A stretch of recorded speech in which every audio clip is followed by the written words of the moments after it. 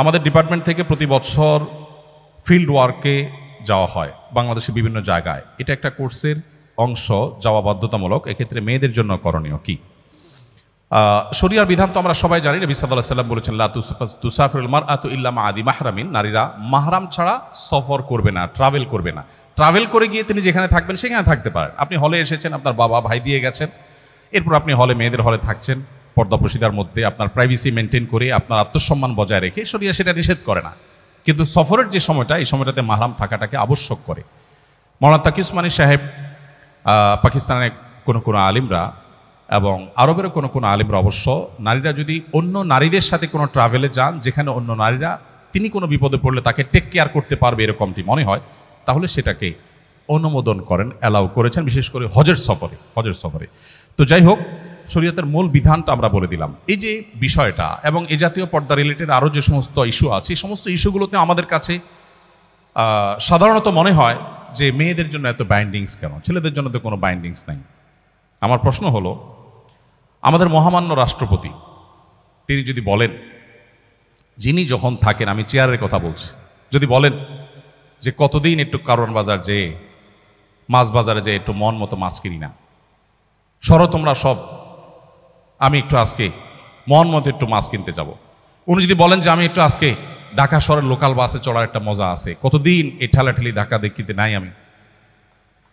আমি একটু লোকাল বাসে পাবলিকের মতো কষ্ট করে একটু ঠেলাঠেলি করে একটু আমি যাত্রা করতে চাই, তিনি যদি বলেন এবং তিনি যদি অর্ডারও করেন, তার সে অর্ডার কি তামিল করা হবে? তাকে কি যেতে দেয়া হবে?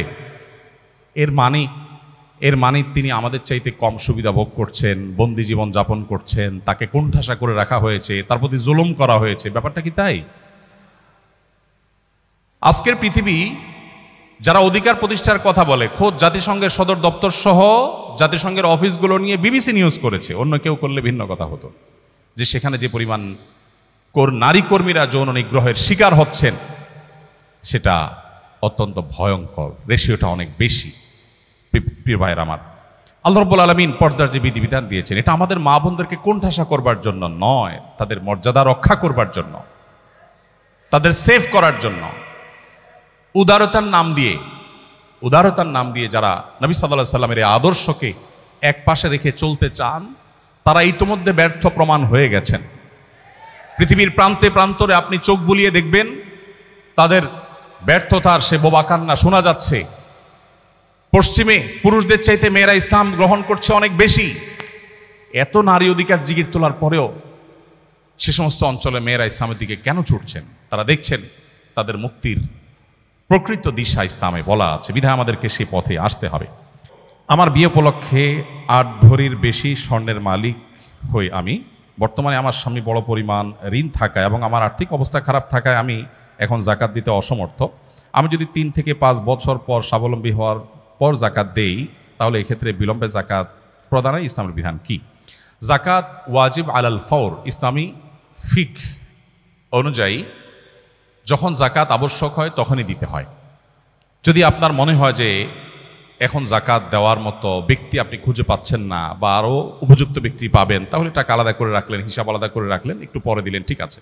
বাট শুধুমাত্র আমার এখন দেওয়ার মতো টাকা নেই, এই অজুহাতে আপনি জাকাত 2-4 বছর পিছাতে পারবেন না। আপনার 8 ভরি স্বর্ণ থেকে খুব সামান্য পরিমাণ বিক্রি করলে কয়েক বছরের জাকাতের টাকা হয়ে যাবে। আমরা বেশিরভাগ মানুষ চাই আমারটা আমার কাছে থাকুক, আমি এক্সট্রা ফাওটা দিয়ে কোনো রকম জাকাত দেওয়ার চেষ্টা করব। অনেক লোক বলে, হুজুর ঋণ পরিশোধের আমল শিখায় দেন। আমি বলি, ঋণ পরিশোধের আমল হলো স্থাবর অস্থাবর সম্পত্তি বিক্রি করে ঋণ দিবেন, এটা হলো ঋণ পরিশোধের আমল। বলে, না হুজুর সেটা না তো, আমি দোয়া চাইছি, একটা দোয়া শিখাই দেন।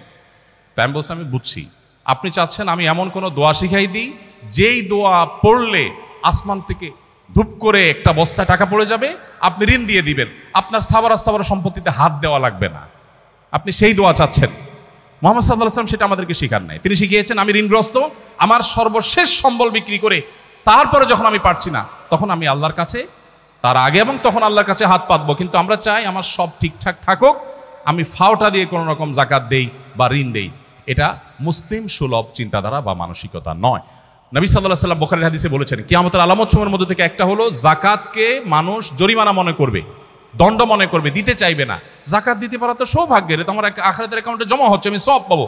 তাহলে সেক্ষেত্রে আমার কেন সামান্য অংশ বিক্রি করে দিতে কার্পণ্য হচ্ছে বা দ্বিধা হচ্ছে? এটা করা উচিত নয়। অবশ্য মেয়ে, এখানে প্রশ্ন বোঝা যাচ্ছে না, আপনার স্বামীর ঋণ আছে তাতে আপনার কি? আপনার স্বামীর ঋণ আছে তাতে আপনার কি? মুশকিল হলো স্বর্ণের মালিক আসলে কে, এটা ক্লিয়ার না। এটা কি নারী নিজে না তার স্বামী? আমাদের দেশে এক্ষেত্রে একটা বড় বড় ধরনের গোজামিল আছে। স্বর্ণ দিয়ে দেওয়া হয় মেয়েকে, যে তোমাকে দিলাম, মোহর হিসাবে দিলাম, ইত্যাদি ইত্যাদি। এরপরে যখন আবার তার ইটালির ভিসা চলে আসে, তখন বলে স্বর্ণগুলো দাও, বিক্রি করে ইটালি যাব। কত স্বর্ণ হয়ে যাবে? স্বর্ণের মালিক যদি তিনি হন, তাহলে আপনি কিভাবে চান? আপনি একটা দরখাস্ত লিখতে পারেন, বরাবর মাননীয় স্ত্রী বিষয় ঋণ মঞ্জুরের আবেদন, জনাবা যথাবিহিত সম্মান প্রদর্শন পূর্বক নিবেদন, এই যে আমি অধম, ঋণগ্রস্ত, গরিব,